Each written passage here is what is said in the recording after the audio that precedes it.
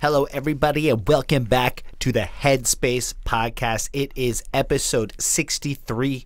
It's your boy, HSR. Yo, what up? It's your boy, Chris Chrome. Unfortunately, Mr. Prophetry got caught up with real-life stuff and is not able to make it here. But to be fair, we do this every Saturday night, so it's a pretty hefty commitment to show up week in, week out for everyone. So Yep.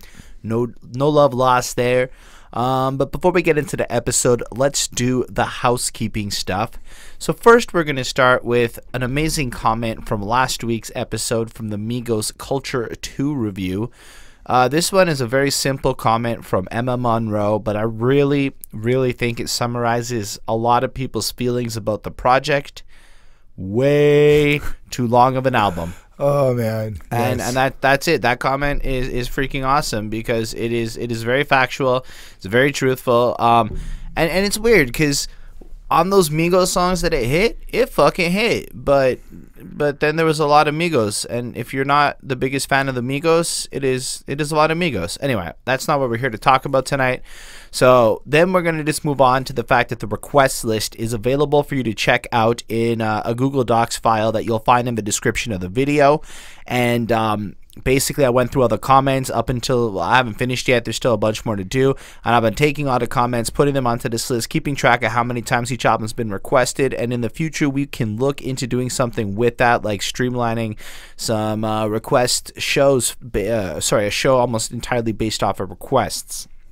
Nice. On top of that, we're looking into Patreon potentially to even expedite some of that process. But before we get there, we do have the Grind to 1,000 subscribers contest currently running. And how that works is if you subscribe to the channel, you like the video, and you proceed to leave a comment related to the review or the album or just, something to get a conversation going, you enter into a raffle with first prize being $100 of Amazon gift money from a US dollar value, and you get to request a review with whoever the fuck you want from the team. It could be an album, it could be a movie, it could be something. We'll figure out the details and we'll reach out to you and make that happen. Second prize is $50 plus a review. Third prize is $25 plus a review. And in the event that we happen to pull this off before February 20th, we will give away 2 additional $25 gift cards. And that would be super awesome. If you can help us make that happen, you would be the incredible folk. Okay, so that's enough of that stuff. Oh yeah, for every video that you do go back on and you like and you comment, you are entered additional entries into the raffle. And as I said, I've been taking on the comments. We'll use a random number generator, go on YouTube Live, deliver the prize after we've hit that 1,000 subscriber point. One day it'll be $1,000. Not quite there yet, but why don't we get into the show? So, Mr. Christopher, why don't you introduce what album we are discussing today? Well, for this week's Headspace album review, we decided to go with Lil Wayne's Dedication 6 Reloaded. Yes, not to be confused with Lil Wayne's Dedication 6, which we did like 2 weeks ago. So we did that, and then we did the Carter 3 because it was noticed to be like highly requested and etc. And after committing to the Carter 3, starting to listen to it, etc., we found out Dedication 6 Reloaded had dropped. And let's be real, it just felt like it would be a fun thing to jump on this project, give it a real listen, and follow up. And then, not gonna lie, we're not going back to Wayne for a while. We will come back to Wayne, but we're gonna take a little break. A little break is good. It took over a year to get to him in the first place, so we're gonna, he's pretty fantastic. So fair enough. Rather than spending a lot of time summarizing how we feel about Wayne, you can check that out in the Carter 3 review that we did for the Classic Quest with Bonnie. Or if you'd prefer to hear our version with Ryan, you can check over there to check out the Dedication 6 regular version that was non-reloaded. Yep. So let's just talk a little bit about this project. So there's one big difference that you may have noticed on this version that was not on the first version. Do you know what I'm talking about, Chris? I'm going to say there's a lot more trap beats. It's not about the music. It might be something in between the songs. Oh, yes. There is an entire interview that is going throughout the entire... This is a mixtape, right? Yeah, it's a mixtape. Right. So there's an interview that's going on throughout the entire mixtape, and after every song, Lil Wayne gives this like 1 to 2 minute little speech about certain things. So let's say the runtime on Dedication 6 was like 55 minutes. The runtime on Dedication 6 Reloaded is over 90 minutes. So it was a lengthy project, and as a result, DJ Drama says, it was a 20-pack. It was indeed. That was how it comes in. The album artwork is just like a different version of the Dedication 6 one. As I understand it, it's kind of like a themed artwork, and it looks really cool. Wayne doing his thing, and it just kind of like stands out. And when you do look at the two of them next together, 6 and 6 Reloaded, like it has such flavor and flair to it, and I like the cartoony feel of it. But I don't have much more to say about the cover. And as far as the title goes, we know what it is. It's more Dedication 6 Part 2, you know. I don't know. Do you have more to add here? I don't really have much more to add, although I feel like there is a slight difference in terms of styled themes for the album covers. For the first Dedication 6, I feel like he's just more like skater looking. There's more of like this kind of fun feel that he's trying to get out. And this one, he looks more like, I want to say goonish type of, like more on this like just another vibe. So I feel like there's a different type of, like, it's still Lil Wayne bars, it's still hard, but it's like there's a different type of message that I think is, I guess, portrayed throughout the. You know what? That's completely fair. You wanna jump into it? Yeah, nothing really much else. Cause it ain't for nothing that this first song's for nothing. We coming, though we keep it coming. Wolves never cry wolf, and you can fleet as onions. Mr. Christopher, you know the 2018 New Current routine. Why don't you tell us how you felt about this track? So this track, For Nothing, is the intro track to this mixtape, and right off the bat, you've got DJ Drama introducing Dedication 6 Reloaded. Makes a little bit of a joke where he was like, I'm texting Weezy, and I said it's time for a vacation, but I think the autocorrect messed up, and it said it's time for dedication. Haha, that was kind of cute. I was like, that's fine. Getting into it, I don't like the beat right off the bat. It's not produced bad or nothing, just Hold to on. me. Just to interject, the beat is Trap Phone by Belly featuring Jadakiss. Cool. I didn't like it. It got annoying. The repeated do do do do do was just annoying at certain times. It kind of cut me off, and I was trying to listen to Weezy. But that was pretty much it for the beat. I have some lyrics here that I thought were really cool. I like when Lil Wayne goes, and now there's war and they want peace, but it won't fix the puzzle. I was like, that's pretty cool. I know there's like some personal in-depth thing that he's talking about, but I looked at it at like a global aspect, and I was like, that is an interesting line to think about, how there's war going on in the world and it's like trying to fix peace, but it's not really working, and it was nice. I like Papa was a Rolling Stone. I'm so stoned in this bitch, waiting on Babylon, Bible on the dresser, next on the gun, and the Tylenol silence off. I butchered that, and I greatly apologize. But I like that line because of the way he uses the syllables within Babylon and Bible on, rhyming with Tylenol and silence off. Just the way he slurs and slants some of the way he says it was just really, really fluent and really nice. Other than that, I mean, it was a funny outro. This is where we start off, where you get the first hit of the interview, and it was cool. He was I didn't really write down exactly what he's explaining, but he was just, actually, no, you're wrong. I'm wrong. This is the one where he's in the interview describing the point of the dedication. Well, his point of what dedication would what be. it means to him, and how each project's kind of different. This one's from the heart, and that one project that you didn't like is dedicated to your girl who he fucked. And he thinks it's 4. He thinks everybody hates 4, is what I'm getting the feeling. Anyway, please continue. Well, that was, other than that, I did like the outro. That was pretty funny. But I did give this song a 3.5 on 5 just because it was long. It's like 5 minutes. Straight off the bat, I was like, this is a lot of Weezy right away for me. And the beat that long was just annoying as hell. So that's how I feel.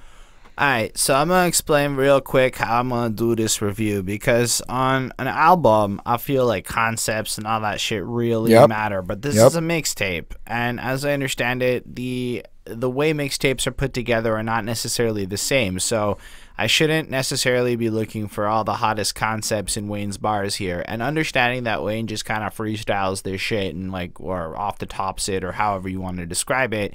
It's something to take into consideration as I go through, and I'm looking at it for, I want Wayne to impress me. So what I'm looking for is, I know his flow is going to be sick on everything, because pretty much that's his biggest selling point here, is that his flow is sick on everything, every one of these tracks.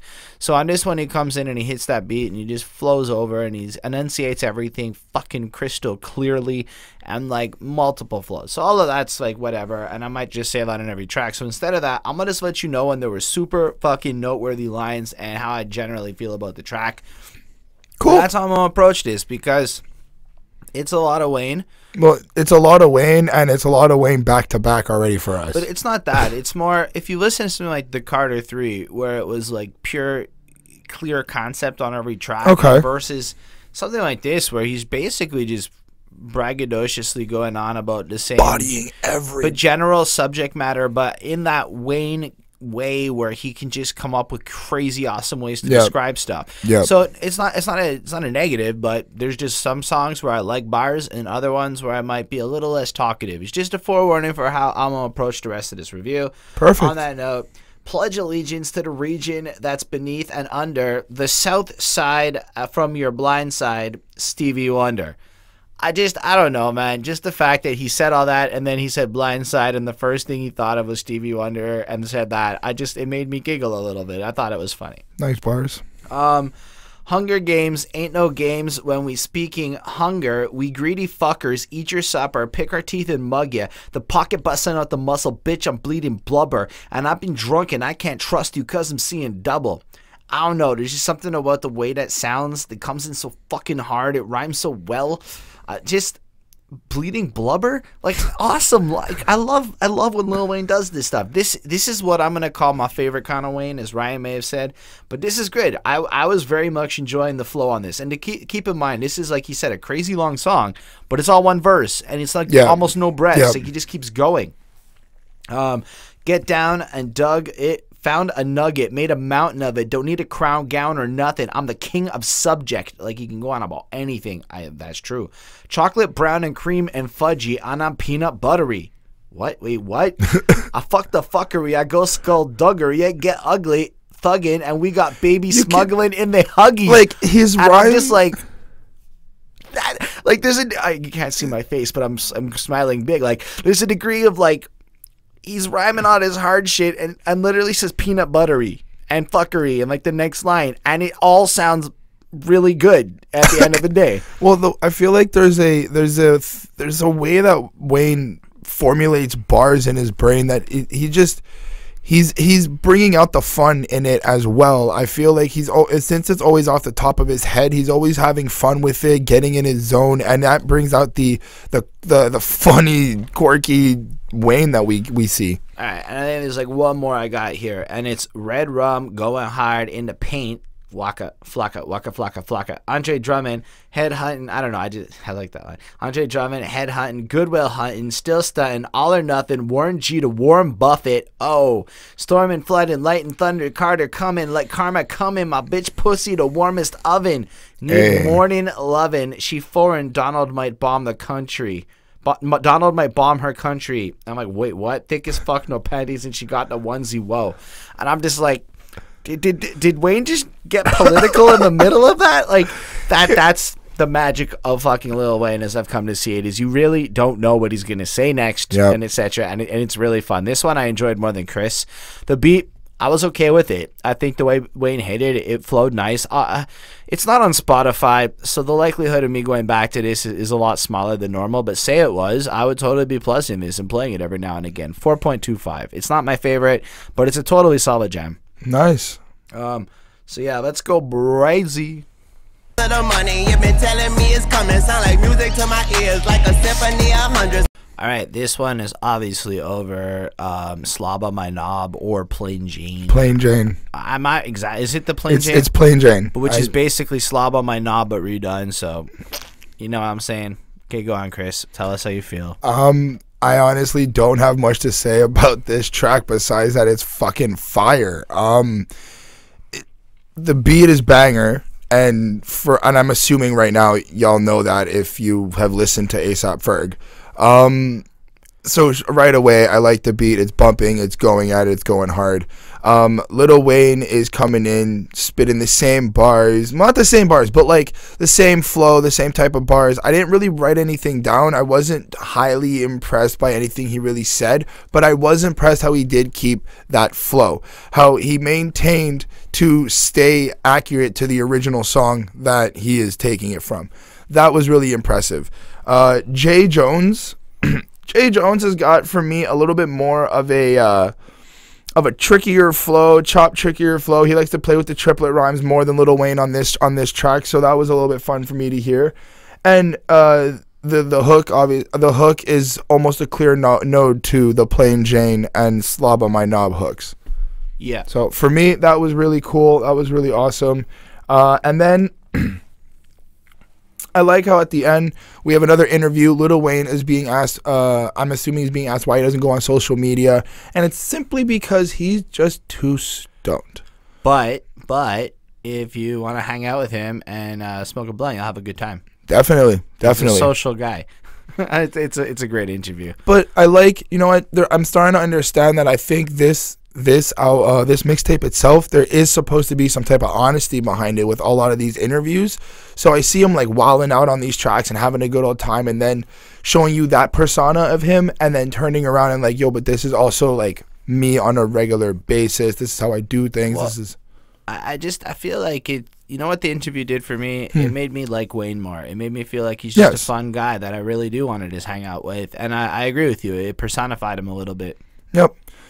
So I gave this song a 4.5 on 5. I love this track. I totally dug the song. I'll be honest, I like Plain Jane, and I'm really into Slob on My Knob also, so this was an easy win on the beat front. Wayne's flow is pretty fucking awesome. So is Jay Jones. I was pretty happy with both these guys. I was bopping like the whole time. I was like, I got up, I was like really just feeling it. I looked really stupid, I'm certain, but it was enjoyable. There was also some really fun lines to quote here, for me at least. I was screaming, fuck the world, you was singing like a bird, yeah, you'd never be concerned and worried. Two girls like Laverne and Shirley. Wait, what?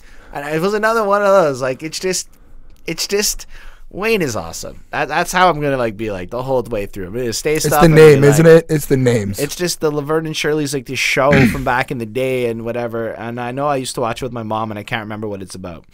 Okay.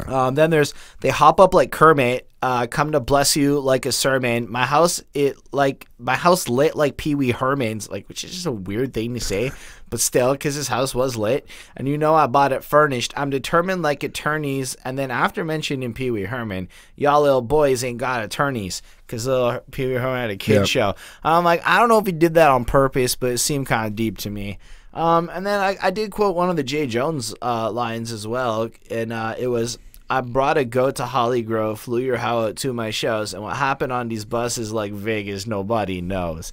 Now, I do have to say that a lot of the guys that Wayne features tend to not be as distinct as Wayne in the randomness, and be a little more generic with what they're doing, and I don't know, it kind of like, it shows how random Wayne is, and it really has this charm to him. Anyway, I give this a 4.5 on 5. I found it quite enjoyable. I liked DJ Drama on the chorus doing the clear Plain Jane ripoff. Instead of been bothered to the chain, it was somebody else. Anyway, and again, for those of you who may not know, Plain Jane, that's when you buy the watch with no diamonds, because buying diamonds decreases the value and shit. All right, okay, you want to talk about Weezy? Let's talk about Weezy and Madonna.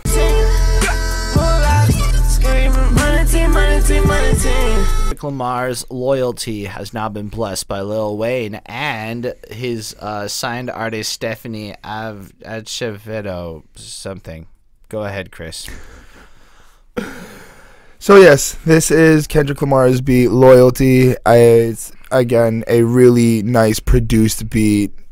It's lovely to listen to.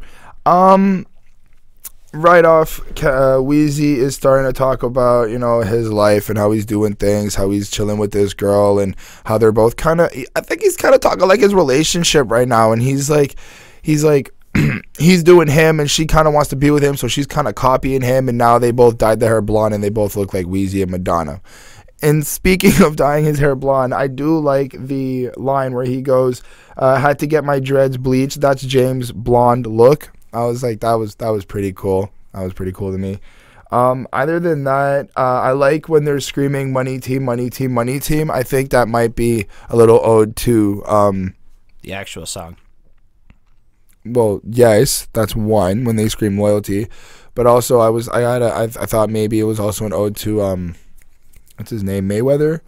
Well, no, but wasn't his thing like the Money Team? I think so, but I think it's also Young Money because they're the Young Money, so the money. Well, team yes, is there too. that is definitely representing their Young Money whole team and stuff like that. One thing though, I don't know if it's like my brain just putting in the loyalty when they're singing Money Team, but when they're doing the harmonizing, and it's kind of like Wayne and Stephanie are off time a little bit, and it sounds like together they sound like they're saying loyalty in terms of ode to the song. So that was pretty cool for me. I gave this song a 4.5 on 5 again. All right. I have to admit, Wayne does a Kendrick flow, and it was really cool how Kendrick-y Wayne sounded on this. So I thought that was pretty sick. I didn't really like Loyalty that much, so it's hard for me to get into this track also. Stephanie sounds okay, but it almost sounded to me like she was just here to be here. Like she barely made an appearance on the song. It kind of like was an assist role more than a real feature. Like almost felt like she was a bit like she had her one little verse, yes, but it wasn't that great to me. I'm certain she's lovely and I would like to hear more from her, but I don't know, maybe I just didn't have the best taste in my mouth over the beat in the first place. But there were a couple of good lines here. Like she said she really loved the blonde look, so she dyed her shit. We look like Weezy and Madonna screaming the money team, money team, money team, moolah, and I'm screaming fuck your team, fuck your team, fuck your team like Tupac. And I can't help it. There was an energy to the way he delivered all that fit really nice, felt really good. And I wasn't expecting him to flip up from the money team to the fuck your team like that, and it was really cool. I enjoyed that. It had a good amount of passion. And then I also really like when you said, tell me who you're loyal to. Is it Weezy? Is it Wayne? Is it Tunchi? Is it Gang? Or these no names hanging with a name? How you popping pain pills and you living with pain? You can't tell me that ain't horrible. And you're like sitting there like listening. And I've always had this theory that Wayne's life isn't necessarily as happy as a lot of people think it may be. And when you hear something like that, you really see like this glimpse into the loneliness and isolation that might exist in his world with the people around him. And I really like the depth in that. Pretty deep there. Pretty deep. And then I know love isn't cheap. I got a nice ass job. You look pricey to me. I'll rip your price tag off. I dug that. It was pretty cool.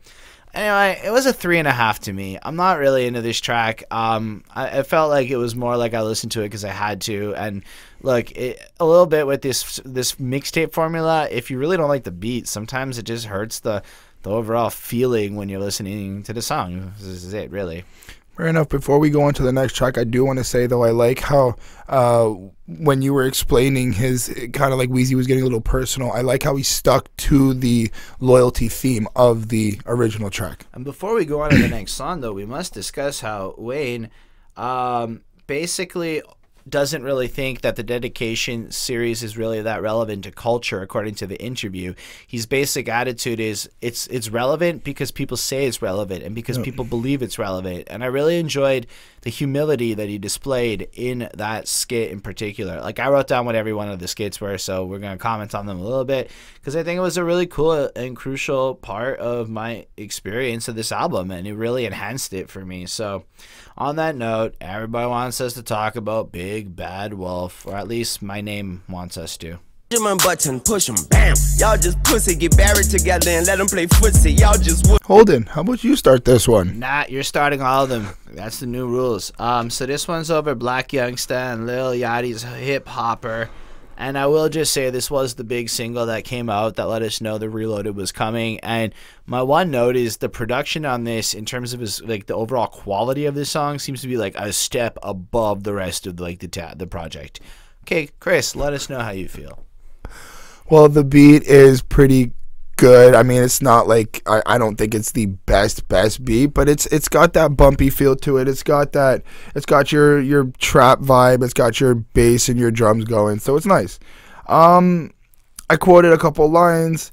Don't name my pistol. I name the trigger. Benjamin Button. Push 'em. Bam. It just sounded really cool when he said it. It was like, oh, that sounds nice. That was nice to the ear. Sweet. I feel like he straight up doesn't know when to stop. I noticed that he's starting to do a lot of these like one straight verses on this project so far. He's just going through and just trying to, I guess, just floss on it. So that was just, it's nice. It's cool to see how he's able to do that. I'm not able to do that. So, you know, as well, I like the line, yeah, cannibalism, going animalistic in a land of civilians, these clones, copycat, and chameleons. And that was just super cool, the way he said that as well. And then I just like how he gave out a couple shout-outs to Kobe Bryant, Chris Paul, Shaquille O'Neal, LeBron James, and Steph Curry for the ultimate basketball team that he would create if ever he had to. And would you give it? Give it a 4 on 5. All right, I think this is one of my favorite tracks off this album, hands down. I don't know if it's because the quality was a little nicer, so it was more appealing, and I'm not so used to mixtapes yet, but if it was just the fact that there were so many awesome lines, and I love the crazy flow. He just goes in, he just destroys this beat. But even from like the very beginning, keep that shit on Twitter. Y'all ain't lit, y'all litter. I mean, that's a pretty good start to the song to pretty much trash an entire generation of people in a fucking quick minute. Keep that shit in your shitter. Holy shit, it just gets better. Or eat that shit, don't spit up. And I'm just like, Wayne, you already impressed me with your witticism and then made me laugh immediately after. This is a good fucking start. And then he goes on from there. I love his voice. He's got this swagger. He's got this power in every line that maintains for like the whole fucking 4 or 5 minutes of this song. He doesn't lose it once. Every line is just powerful. And they're not all, to me, like the greatest shits in the world, because some of what he says is just pure ridiculous to me. And some of what he says is kind of generic. Like, generic to him. Like, he'll say it a lot across the album in specific words. But then sometimes he just is really remarkable. Like, now, you're good luck looking like you crack in mirrors. Now that artificial becomes sacrificial, that's a body count with a mathematician. And then immediately after, where the wettest clitoris and fattest nipples, with an ass that jiggle, with a grab or tickle, with a throat deep enough to land a missiles. These rappers, and then I was like, wait, what? And again, like, he just did it again. Like, it's too good. Or another great one is these rappers ain't talking about shit, not even about pollution. Ain't got a house to live in, ain't got a pool to swim in. Change in their pockets nor a couch to lose it. En route to Houston with a contribution full of monster juices. Monster too slow, macho cujo mucho, macho mucho, big bad wolf. Watch the moon glow. Roof. And you're just like, fuck.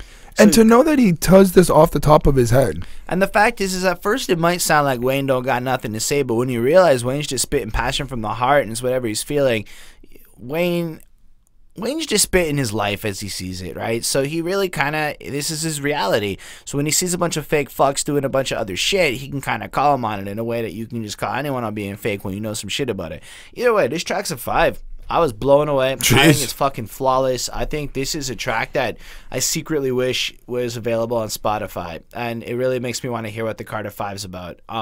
Yeah, the interview here was a basketball dream team. I don't know nothing about that. So instead of embarrassing myself and looking sick, we should go on.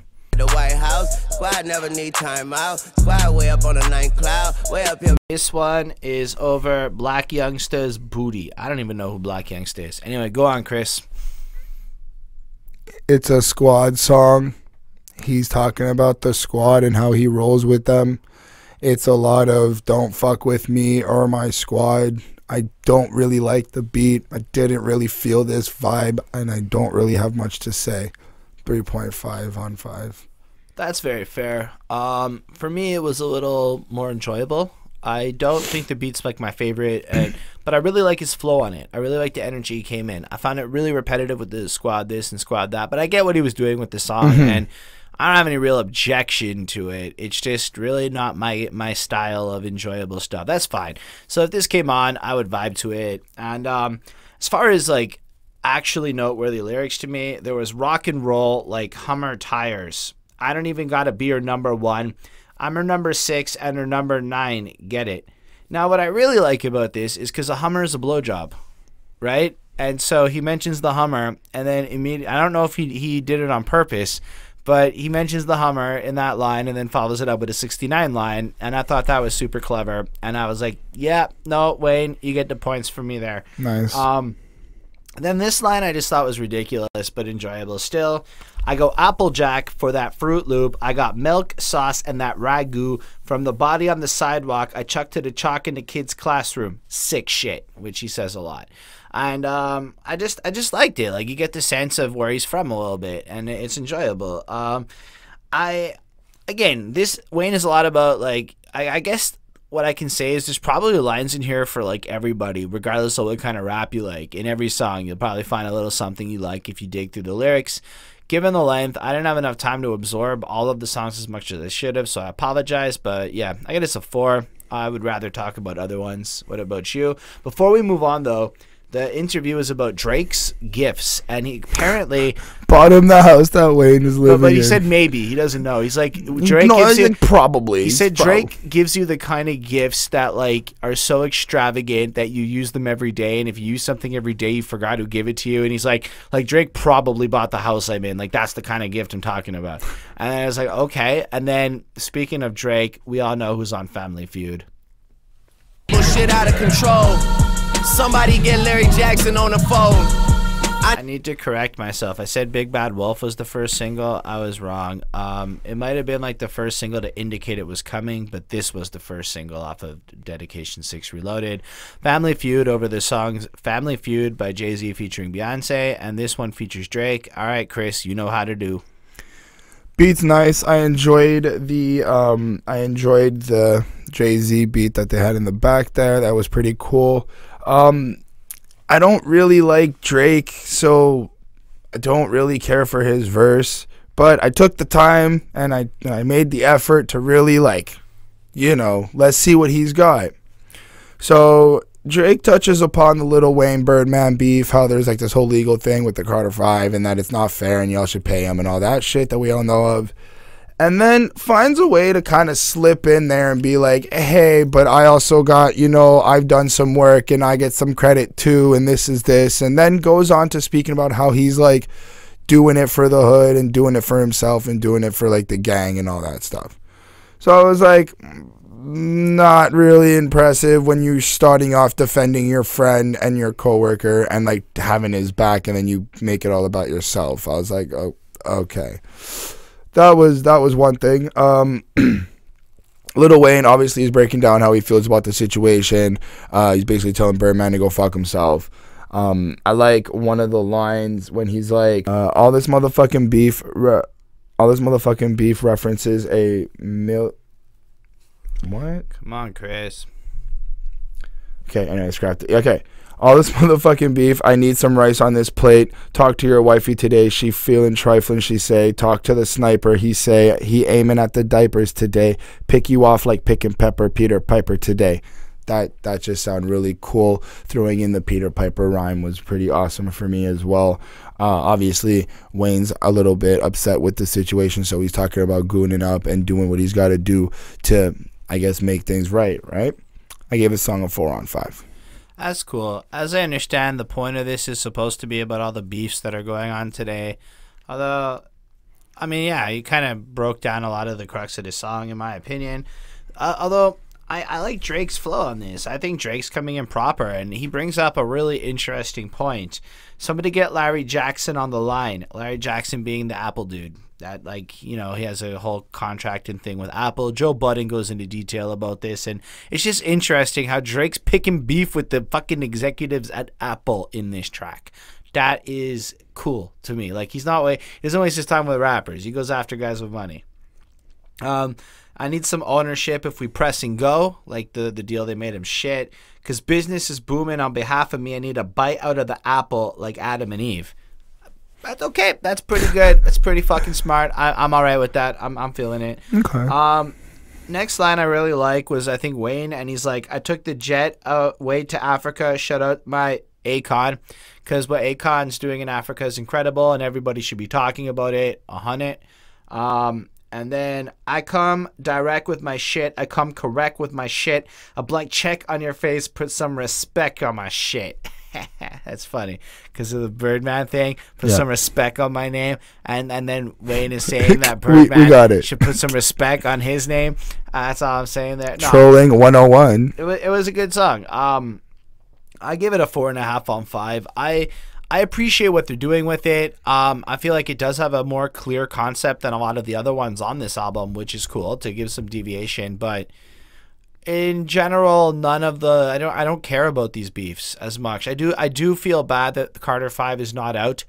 I don't feel that bad that Drake isn't getting paid more money. Is generally my feeling. Yep.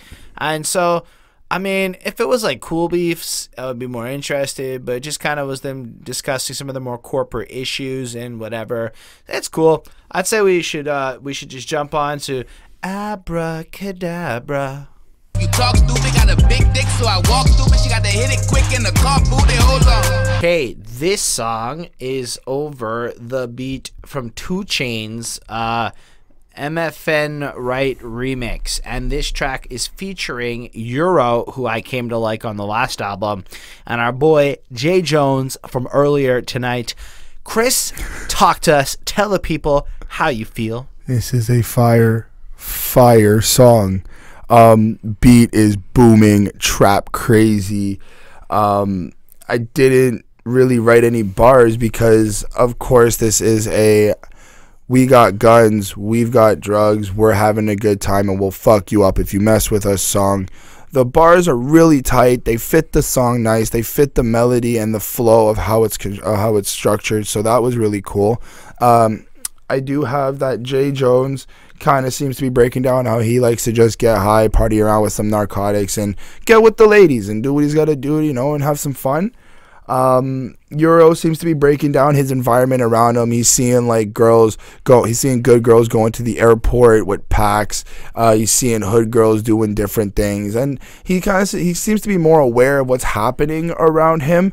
And then he explains why he needs an abracadabra, which is a gun, to defend himself in this situation. And then you got Weezy that comes in doing his Weezy thing, and he's just making serious rhymes, complete metaphors with gangbanging, gun slaying, and just having the Weezy way. 4.5 on 5, man. So first, I feel negligent. On the Family Feud track, this skit was Lil Wayne discussing the future of Young Money and what the music he's going to make and whatever. And he didn't get really specific. And then he just shouted out all the artists he could remember and moved on. Sounded a little high, not going to lie. And then the skit on Abracadabra is all the things he has not done, which include bungee jumped. He kind of goes on a little bit about Mount Everest. He talks a bit about how Obama shuttered him out. And then he gets all serious and talks about how he hasn't released Carter 5 yet. But let's talk about this song because that's what we're here. I am okay with the beat. I'm not really it's not really what I'm feeling as much. The flows are really good. Jay Jones comes in like really excellent. His flow is super great. I could really listen to this guy. It makes me want to actually go listen to some album shit from that dude. None of his lines were like super significant to me, but I still found it enjoyable. I do dig Euro as he follows up. He has a great lyric. I think it's the only one I really quoted. My enemies should get a good breakfast and a cup of coffee. Now, I know refugees that don't rush things. They kill them softly. Get it? Because the Fugees kill them softly. Good line. And then it's also, so I like a good double entendre like that. It was enjoyable. Nice. Wayne does some auto-tune at the end. I'm not a fan of auto-tune Wayne like that. It really did take a little bit of a hit. So I was like feeling the flow of this track, and then I feel like that just obstructed it a little bit. So I'm gonna land on a 4.25 for this, and I don't have much more to add on that. But you know, we could talk about how we back from the 80s, or at least I was born then. We out of our shell, our vision is red, the eyes are as well. We can't pay attention, we gotta pay. This one is over a Kid Ink guy's track, Tell Somebody. Please, Chris. Oh, you don't know Kid Ink? I mean, I've heard of him. I don't know him. Oh, okay. Well, this song, the beat is really bumping. I don't know what song is it called? The Kid Ink song? Yeah. Sorry, Kid Ink song is. Well, never mind. Tell Somebody. Okay, well, I do enjoy that instrumental. That was really great. Lil Wayne's bouncing around on this song, having a good old time. I feel like he was hitting a couple blunts and just not trying to be super serious or gangster, but just kind of living it up with the beat. It's got this boppy type of like positive vibe to it. So I think he was trying to fit that scenario. A couple lines I liked was, even the devil asked me to chill. I tell that, get out of my hair. I was like, that's funny. He's like, yo, just leave me alone. I know I'm trying to be on a good positive vibe, and the devil sins, bad negativity is coming to chill with me, and he's like, no, I'm trying to just do good, or I'm trying to just be on a good tip right now. And then another line that I thought was clever was, we cutting it closer, give a ninja a sword. I was like, that was super cool. Again, a lot of the songs right now, it just sounds like Wayne is just spitting bars, and as much as I enjoy it, I'm a little bit like, I kind of want some context on some things. Just me personally, I did give this song a 4 on 5. It is a good song, and yeah. For me, I gave up with the whole concept thing because we came into this mixtape and I knew we were just gonna get bars for days. I did like the devil line that you quoted, but it's worth noting that the line before it is popping prescription pills on top of the hill, so it's kind of like the devil's a hallucination that he's encountering. Another line I liked, because first, it's just worth noting, given the way that this beat actually sounds so different than most of this project, he bounces off with such a crazy flow, like one you wouldn't really expect anyone to use on this beat, and big kudos to him on that. I made me really fucking enjoy this track. In fact, this is one of my favorite songs on the album in a huge way. He's got fun lines like, her clit got a ring and my dick got a horn. This is what I call a risk and reward. And then we cut in it close, give the ninja the sword. Which it's hilarious. Like, it's great language, and he's so blunt. And, like, you could tell that Lil Wayne never gave a fuck what you thought what he had to say. And he just says what's on his mind. I'm out of my mazes and I'm out of my cages. I'm out of the labels. I'm kind of escapist. I profit. I praise it. I spend it. I save it. I buy me a nation. You running on Avis. I'm in it. I seal it. Sit it. I did it. You said it. You killing it. You playing. I'm friendly. I'm faded. I get way too high to get through the hiatus. You look in my eyes and my pupils dilated, and he just keeps going like that for another like minute. And he just holds that kind of same flow and pattern, and it's really impressive, and it's really fun. The beat is excellent. This is a 5. This is a great fucking song. I really enjoyed it. Nice. Okay. As far as we talk about the skit, Gumbo. No, hold on. Before that, there's the little interview thing where his favorite movie quote is, "You got 14 bricks in that bag right there," which Common says to somebody. Can't remember what movie it's from, but his favorite movie is The Sixth Sense because he sees dead people. Okay, now Gumbo. Judge you, I'ma sentence you to death, my nigga. Yeah, and you are not a topic in my section. This one is over that guy, Tekashi 6ix9ine Gumbo. Yeah, him. Okay, and it's featuring Gudda. Go, Chris, go. This is a dope fucking beat. I instantly was like, yes, I can't wait till Wayne destroys this. Gudda. I haven't really heard from him in a while. I guess that's just my ignorance. I didn't feel like wanting to go and listen to him. But it was nice it was a little bit refreshing to have him back. A couple lines that I liked was, I'm out here yelling, fuck a truce if he gonna act like Mother Goose. And I was just like, yes, Weezy, sending more shots. You're not gonna respect him if he's gonna act like a little bitch like that. We get it. Birdman needs to grow up. It was funny to listen to. It was nice, but I was like, okay, you're still touching upon that. I was like, okay, I get it. Gudda wasn't that bad. He got the whole like screaming type attitude like Tekashi would do on this song. So I felt like Wayne took it his own like alienated way, and then Gudda stayed true to like how Tekashi did it. So that was really cool. Gudda's a little bit gangster as fuck. I gave this song a 4 on 5, and yeah. The beat's alright. I got into it. Gudda's alright. I love the Gudda line. When them roosters touch down, we make them bitches cock-a-doodle. because there is never a time in hip-hop when you hear cock-a-doodle and it is not an exciting moment. I also like when Wayne goes, "My don't speak, bap, bap, bap, quote, unquote, never had cold feet," because what he's saying is they don't have to talk, and all that you hear is the gunshots. It was clever. I enjoyed that. I know it's not the only time on this album he's used the quote unquote thing, but I thought it was fun because nobody speaks and that's all you hear. I don't have a lot more to add to this. I feel like the song was kind of what it was. The flows were proper. The song was well constructed for like what it was. I give it a 4. I couldn't see myself really getting into this one. I don't know. I don't know. Sometimes I feel like on these mixtapey album ones that we review, it's often hit or miss, and none of it's bad. Like to be clear, just in case anyone thinks I'm hating, I don't think this is bad. I just don't think it has as much noteworthy shit to talk about as some of the other ones. I don't know. Then there was no interview on this song. I think this is the first one we've come across with no interview so far. So why don't we just talk about how we're drowning here in my verbal diarrhea. Bless she calling my bluff, smelling like a fire, light hit it. This one's over Drowning by A Boogie with the Hoodie. And before we get into it, we need to talk about the fucking interview question on this song because it might be one of the best on the entire fucking project.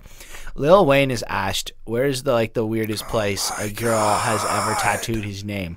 And he says that somebody has tattooed Lil Wayne on the inside of their vagina lip.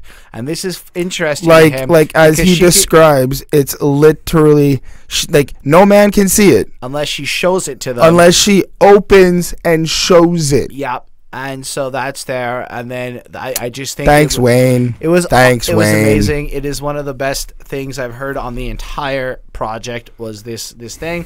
And he seemed very amused by it. And then he was tired of people being like, I got your tattoo, but I'm not going to show it. He's like, fuck you if you're not going to show me. That's kind of his attitude. And then one more note before Chris talks is this starts off with a dedication.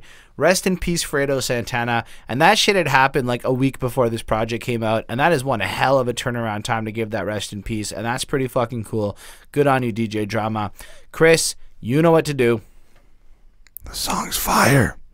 Lil Wayne controls the beat like he should. He spazzes out in his own little way. He doesn't really do the A Boogie with a Hoodie flow, though.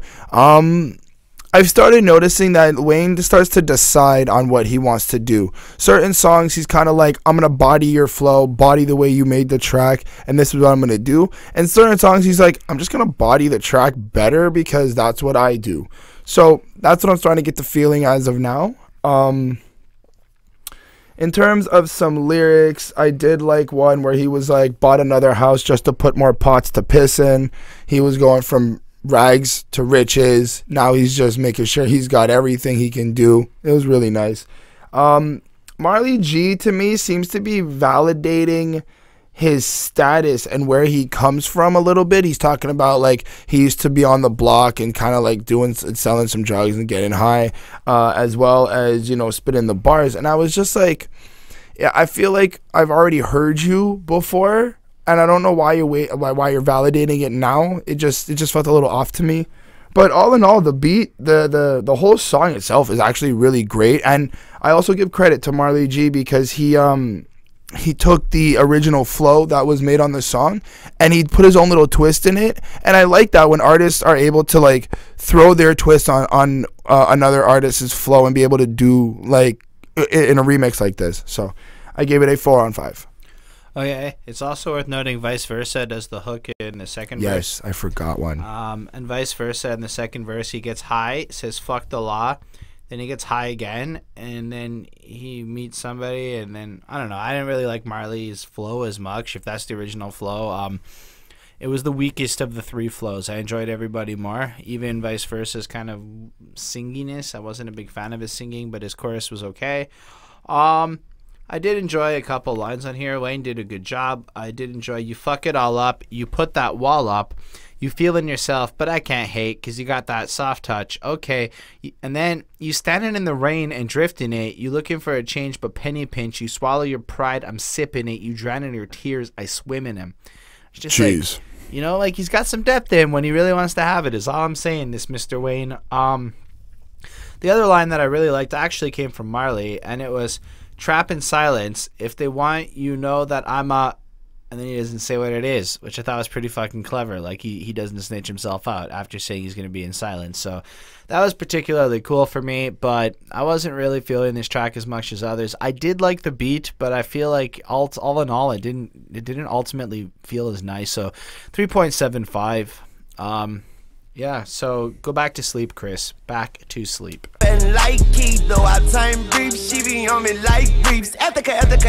So we have our next track here, and it's over. Woke Up Like This by Cardi B. And yeah, Chris, why don't you talk to us about Back to Sleep? Well, I like the beat. It's a really nice little funky beat. It's got this little poppy vibe to it. But there's not really much for me on this track. I mean, Lil Wayne woke up and basically went, y'all did what I'm doing, what I did. Y'all are doing what I did like 2, 3, 4 years ago.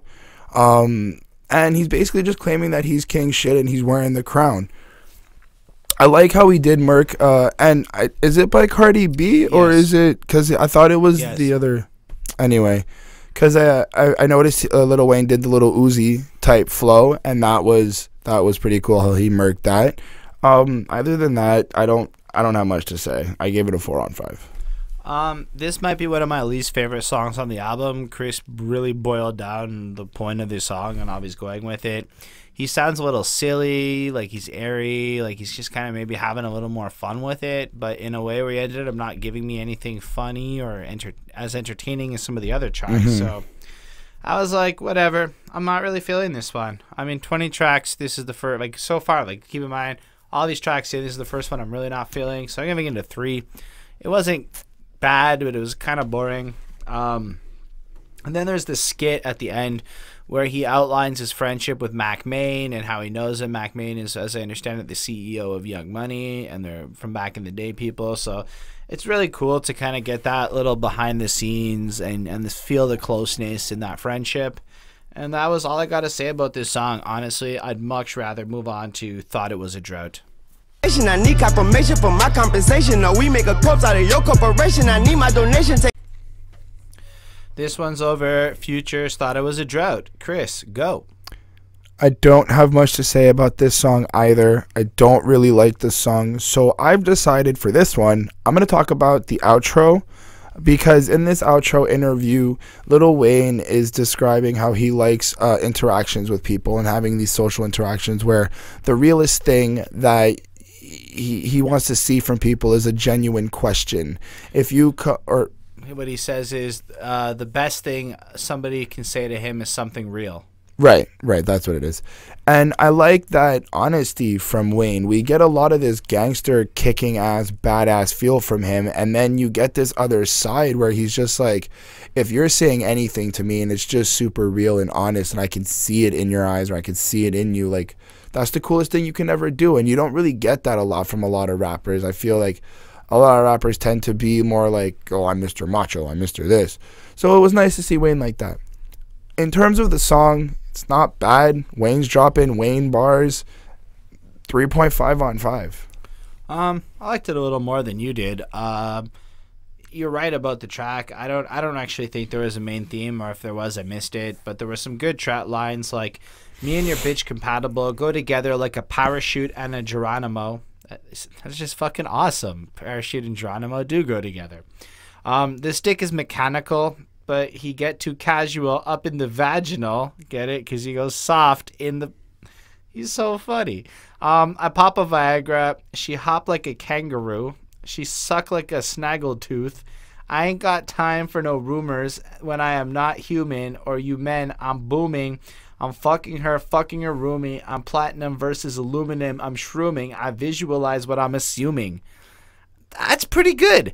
Especially the way he ends it. Like, he just pictures some shit and he takes it and that's his life, and it's pretty fucking great. One more very honest and noteworthy thing that Wayne said in this track that I find there's a lot of truth in is common sense ain't common. Very good. It's a good point, Wayne, and I thought you deserved that. The beat's alright. The flow's alright. I give it a 4. It's I would call it like a standard for this album. It's pretty average. on this project. If you're really feeling it so far, you're really going to be feeling it. Yeah, I don't have much more to add. You covered the thingy.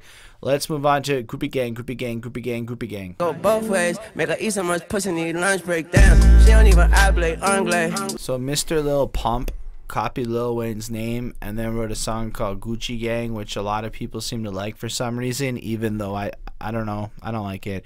But now there's Groupie Gang from Lil Wayne. Go, Chris. So Lil Wayne absolutely bodies the Gucci Gang track. He sticks to the flow. He chops it up at certain points, and then he does his Lil Wayne thing. There's really not much to say about that. If you've heard or you are a part of the Gucci Gang Lil Pump fandom, you know what this song is all about. And if you know Lil Wayne, it's basically just Lil Wayne doing Lil Wayne things on Gucci Gang. That sums that up. I do have some lines. So, first off, I like when he goes, had to leave Cash Money and do my own thing, new password, new username. That was kind of cheeky. I was like, huh, that's cool, that's cool. I spit Flame Lime, my name King Koopa Main. That was pretty cool as well. He referenced the Mario character. And then, as well, I liked, I flew her to Colombia and her body changed. I was like, oh, I can assume why, but I don't want to make any other assumptions. Okay. So, I thought that was an enjoyable track. Again, he does keep to the Gucci Gang theme. He does talk about how he does his usual daily things. 4 on 5. Okay. So this whole song is about groupies and girls and all the people he's fucking. It's pretty focused on that regard. It wasn't like, I suppose on the one hand Wayne's probably really real with it, but it wasn't. I don't really like Gucci Gang as a beat. I don't think it's that great. And I do like how Wayne bodied the song per se. That was appealing, but whatever. There are some lines I did enjoy, like, I ain't got hoes, I got an audience. Damn, every week, Fashion Week, runway. And I'm like, okay, that's pretty cool. He's got so many girls. They're an audience. That's fun. It's a Groupie Gang. Get it? Damn, I'm tied to the track of a money train. You blind to the fact. That's a fucking shame. I still come bread with a butter stain. Got the world on my back. You got puppet strings. Yeah, that was pretty cool.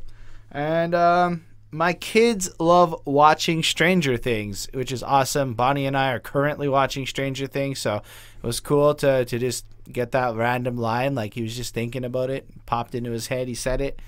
This is a 3.5 to me. I don't know. I find my biggest grievance, I think, with this project, if there was one to have, is how little I'm connected to the beats he's using. So it's not like he's bodying beats, or I'm not seeing the original flow. It's just more trap and Wayne on it. And on the previous Dedication 6, I recognized more of the beats, so that was cool. And it's not just because I know I saw a lot of people, like, I think Wayne is actually more talented on this project, this Reloaded, but I wish I recognized some of these beats more, or he had done more. I guess when we get to the last song, we'll talk a little bit about that beat, but in the meantime, there is no interview on this track.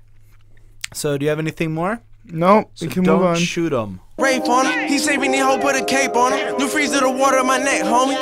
Pronto. This track is over Left a Bank by Zaytoven and Young Dolph. I learn more people that exist every time we do this.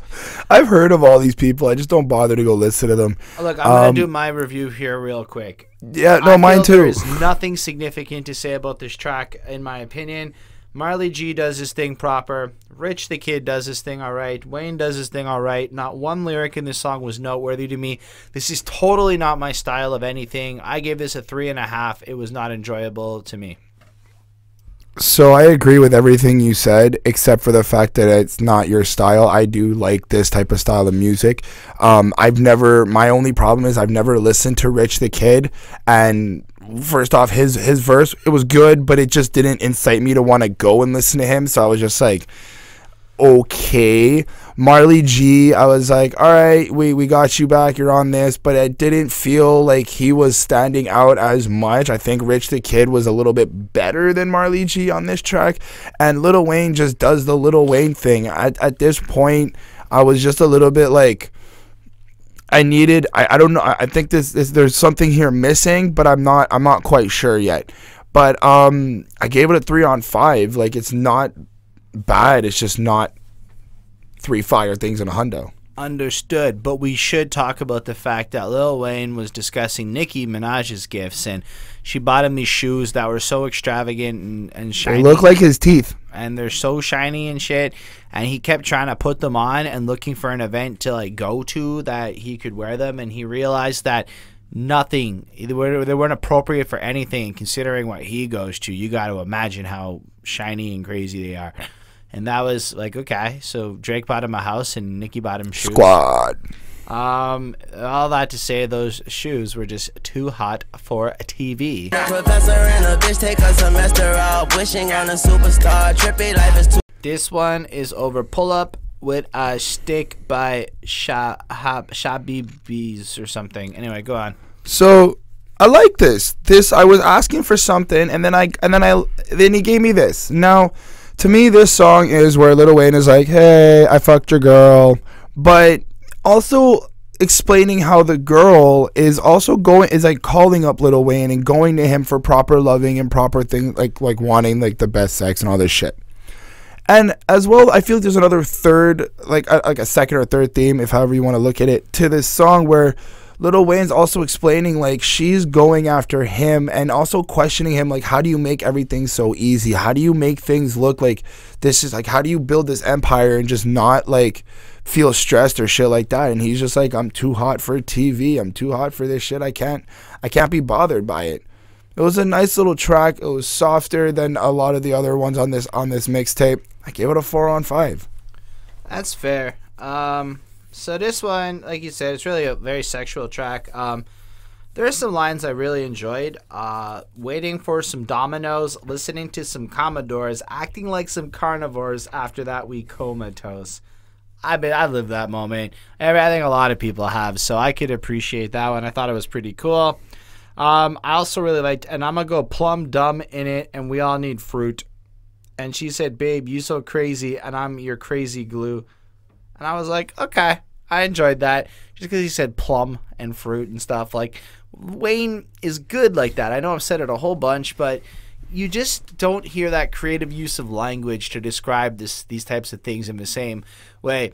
Now, to counter all of that, Lil Twist, I think it is, said something that I've heard multiple times before, but the way he said it, I really enjoyed it. It's one line, and it's, I fuck her on the kitchen counter, drop my kids off on her chin. And he just said it so bluntly and shit. Lil Twist is grown up. I'm like, Lil Twist, I get you. I get where you're coming from. I think it's a good moment that many of us have enjoyed in the past. The song's okay. I feel like it's got a good vibe and a good groove to it, but it's, again, still not really in the realm of what I'm mostly interested in. So 3.75 on 5 is what I'm giving this. Then Wayne gives a whole long shtick about being a skateboarder still and how he has a new video coming out and he's got some new tricks, but none of us would understand because we're not skaters. Kreep. Yeah, that's what's next. He's a creep. He's a weirdo. What the hell is he doing here? You take your clothes off, you tell me go hard, I tell you no duh, and we both smoke, so I rolled up and we poured. This one is over the Migos and Gucci Mane's Slippery, which I've never heard before. Please me. Okay, Chris, do your thing. I didn't like this. I didn't like how Lil Wayne took the Slippery beat. I was like, I missed Migos on it. I'm gonna be honest. Not that Wayne, huh? Quavo. Not that Wayne did anything wrong. It didn't sound the same to me without having the three Migos there. I mean, I don't really care for Gucci Mane, but just at least the Migos, I was like, this didn't sound right to me. I did like one line. He goes, you take your clothes off, you tell me to go hard, I tell you no duh. And he's like I'm not gonna go hard. Like, what? That was a hilarious line. So that was pretty funny. Really, really real of Wayne to say something like that. Either than that, I mean, he's just another song about having sex, getting high, and fucking your girl. I was like, I'm not really there's only so much fucking my girl I can take until I want to turn you off, Wayne. That's just for me. So I gave this a 3.5 on 5. I don't know. I didn't like the other fucking my girl songs as much as I like this fucking your girl song. So I'm okay with this one more. It was my favorite of them. I don't know if it was that I don't know the Slippery song, so I'm Migos out right now, so I'm okay with not hearing them at the moment. There were a few great lines on this that I thought were enjoyable, and like, girl with the dildo, put up them dildos, fuck with a real one. Now, I like this line because you think about shit like J. Cole, if you a real one, and all these real ones. You get all these terms with it, but no, Wayne just took the term real one and meant his dick. Like, fuck with a real dick instead of a dildo. And that's amazing. See, that's the Wayne magic that you get. I like it like, fuck it, shoddy, it's your fucking birthday, almost fucking drowned me, little fucking mermaid. It's just, it's so ridiculous. I'm gonna lay you down on your spinal cord and you gonna take all this dinosaur. Wayne, you're killing me with fucking laughter at these points when I'm hearing these lines. So it's like he's going and he says something like that. And I'm just like, it's like, it's too good. We should have a meeting. Watch that hoe you eating. Food for thought, I'm thinking. It's pretty fucking good. Good job, Wayne. So those are the lines that really struck out to me on this one. Overall, I gave this track a 4 on 5. I thought it was fun. I thought it was an okay one to listen to. I don't believe there's an interview on this track, so why don't we scurry on over to the freaky side. Stay, I said okay. I've been a real nigga since a minute.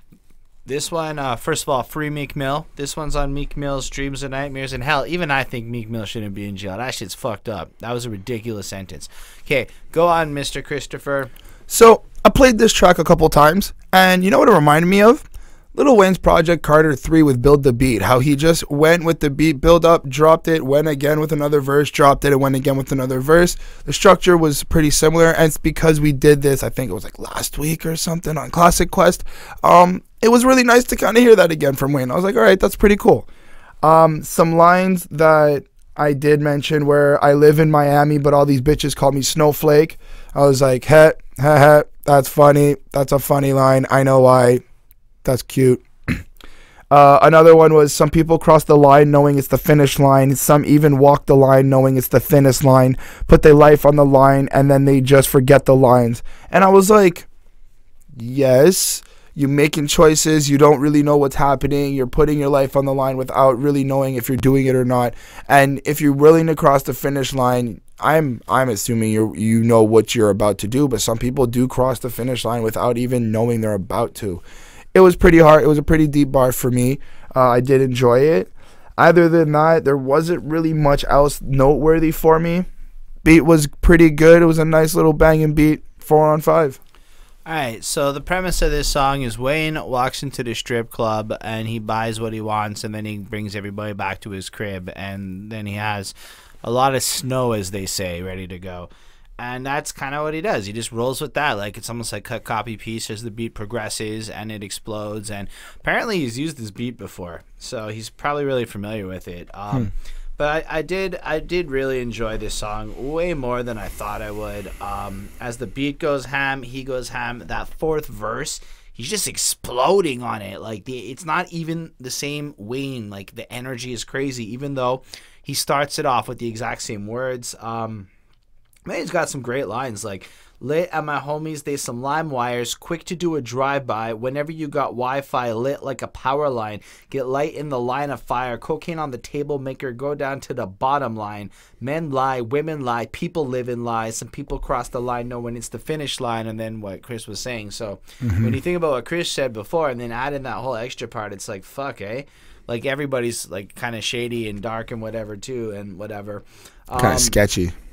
I walk inside the strip club, buy what I want, and I go, hey, yeah, that's the first line of all of the verses. All the snow up in my house, these bitches call me Coldplay. Fucking awesome. Who said it? Chris Martin, I wonder what he's going to say about this. Walk inside the strip club, give the baddest one a hug. Shino Daddy been a real one with a real one, as we know. Aiming at a ear drums, I don't have to beat to my own, right? Because the drums, he doesn't have to beat to the drums. Yep. Great line, and he like flows it differently. I give this a 5 on 5. This is one of my favorite songs. This is like three. There were like 3 of them I felt were like extra substantial, and this would be like the 3rd one. It's a fucking amazing song. Nice. Like if you were gonna go check out a couple off this thing, to me, this is one you have to listen to. It's a must-have on this tape. And then there's the interview bit at the end where he goes on about the new generations of music and rappers and whatever. Nothing really interesting to me there. Anything more on this one for you? No. Let's talk about the main things.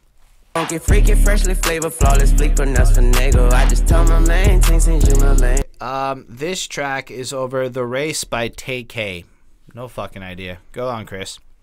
We got another girl track for Lil Wayne. He's talking about how he loves this girl and how she's riding with him, dying with him, and doing all this stuff and having fun. I don't really have much to say about it. The beat's pretty good, and I do have some lines. Yeah, Lil Weezy F for faithful, funky, freaky, freshy, flavor, flawless, fleek, finesse, finagle. I just want to interject. There is a Genius page of what all the Weezy Fs are. And just a list of every Weezy F that's ever come out, but this was the motherload of all the Weezy Fs. Nice. And as well, I feel like this song's a little bit of Weezy's way of bonding with the girl he's talking about. Like, they're kind of like, it's not just so much based around sex, but it's like main thing. Right. There's other like aspects, like they're like he wants to like talk with her and cuddle with her and kind of like have like more sentimental moments than just fucking. And I like the line where he goes, "She all about a certain ring, not all types of rings." And I was like, oh, maybe Weezy's looking to get a little bit of a family started. We don't know. He has a lot of kids. Well, yes, but like ring shut up, Holden. Anyway, I did give this song a 4 on 5. I really also like the Weezy F for Faithful and all that crap. It was really good because, I don't know, I'm lately really into anytime he goes Weezy F baby and the F is for. All I ever wanted was to tell her she was all I ever wanted. Wake up to her every morning. Last night we can't recall it. Interesting, eh? Because they were too fucked up. She lay down and closed her eyes, fell asleep and open-hearted. She done died and went to heaven. I forgot to close the coffin. And I was like, fuck, that's an interesting line. I know there's another one where he's like, we filmed last night so we'd remember it. And I was like, fuck. Wayne has some pretty honest lyrics that go on in his life when you break it down, where it's like you wonder, like, would I really like Wayne's life? I mean, a lot of it sounds really lovely. Some of it sounds really depressing. I think the part where he has an audience of women is interesting, more so than the money. This track to me is a 3.5. I don't really think it's one of my favorites. I'm okay with it. It is nice to see a slightly more romantic Weezy, but it's kind of also undermined knowing that he has a Groupie Gang too. So, you know, I'm okay with that. I'm not really looking for consistencies here. Whatever. Is there an interview point? There is no interview on this track. I say we can just move on then. If you want to, we were almost light years from the beginning of this review.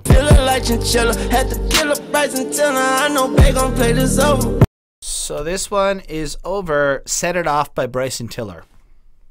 I don't like this song. I don't like the beat. I don't like the fact that Lil Wayne mumbles, like literally sounds like he's mumbling on the track at one point. I don't like the auto-tune that's used, and I don't like how there's this constant wave sound that's just not at a right tone in the back of the beat that just keeps throwing me off. I was just like, I honestly do not like this song. I didn't quote anything. I did not care. 2 on 5. Yeah, I don't think it's a 2. This is very auto-tuney.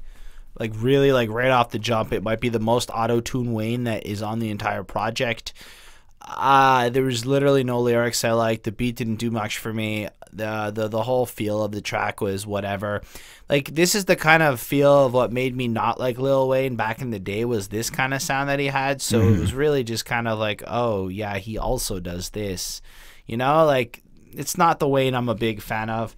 There is the interview bit at the end, which I didn't care about either. His favorite person to debate sports with is Skip Bayless, who I don't even know who the fuck that is.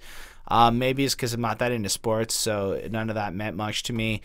I gave this track a 3 on 5. I was really bored with this one. I was generous with my 3. Chris was probably more honest and better with that. It sucks. So you guys, we have one more on this Dedication 6 Reloaded project. It's a Bloody Mary. Edit it. I'm like step at the free throw, that piece blow I never miss. Torture girl. Okay, before we go anywhere else, this is over Hail Mary by Tupac. 19 modern fucking rap songs he goes on, and then Tupac. It threw me for a loop is all I gotta say. It gave me, as you know how Chris got what he wanted, it gave me something I wanted. I am aware of this song. I know it. I know Hail Mary. Come with me. And did we review that? Yeah, we did. That was the first classic quest. Anyway, so that was a long episode. Chris, why don't you tell us how you feel about this collaboration of Wayne and Juelz Santana? I like it. I like the feel to the Hail Mary instrumental. I like the feel to both Juelz Santana and Lil Wayne's verses. I just didn't find anything noteworthy. I was like, yeah, they're both hard. They're both gangster. Juelz Santana's making his mark and representing where he's from and doing his thing in the game. Lil Wayne's doing what he's been doing for the last 19 songs. Honestly, at this point, I was just like, I'm waned out. I'm waned out and I'm just barred out. But I did make that effort to re-listen and really dive into it, and I do think it's still a good produced song, good, well constructed verses. 4 on 5. So if I'm not mistaken, this one came out like right after Big Bad Wolf, like within 24 hours. So that was fun. It's been out for a minute, so a lot of you are probably more familiar with it than I am. I thought Juelz Santana was fucking loud over the beat. I just gotta throw it out there, it's really loud. It was like the same kind of like the production was almost, the volume was boosted in the same kind of way I felt on Big Bad Wolf, like extra produced. But it was whatever. Juelz was good. He came in and was very hard and came in and was very real, very street, but none of the lines were particularly stand out to me. Everything was exactly what it was supposed to be. Right. And I guess at this point, I'm in a mood for creative Wayne lines. So I feel like I don't know. He didn't give me that, but Wayne gave me. It's do or die. I come from where we used to do crime. The Uzi 9's more important than school supplies. Yes. The pools is dry and the food is fried. The news is lies. The pigeons is too spooked to fly. And it was just so interesting to see this socio-political commentary from Wayne on this song as he goes into his verse. And it was just unexpected and really cool. And I really dig it. I gave it a 4.5 on 5. I think they did a really good job over the beats, and I find both of them work really well together. But Wayne was definitely my favorite on this track, and yeah.